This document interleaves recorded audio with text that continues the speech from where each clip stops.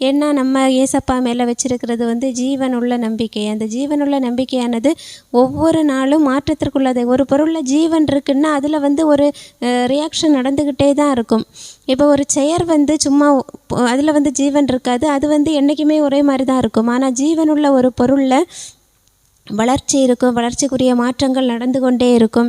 அதே மாதிரி நம்ம ஏசப்பா மேலே வைக்கிற அந்த ஜீவனுள்ள நம்பிக்கையானது ஒவ்வொரு நாளும் வளர்ந்து கொண்டே இருக்கும்.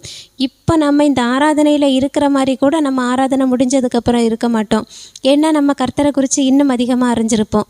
இன்றைக்கி நம்ம இதை முடிச்சுட்டு போகும்போது நமக்குள்ள இன்னும் ஒரு திடனான ஒரு நம்பிக்கை ஏசப்பா மேலே.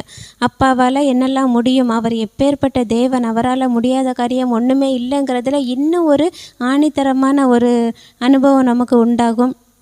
ஒவ்வொரு நாளும் அவரை நம்புகிற அந்த நம்பிக்கையில் நாம் வளர்ந்து கொண்டே இருப்போம். அந்த வளர்ச்சி என்னவாகும்னா நம்மளுடைய வாழ்க்கையில் மிகப்பெரிய மாற்றத்துக்கு நேராக நம்மளை கொண்டு போகும்.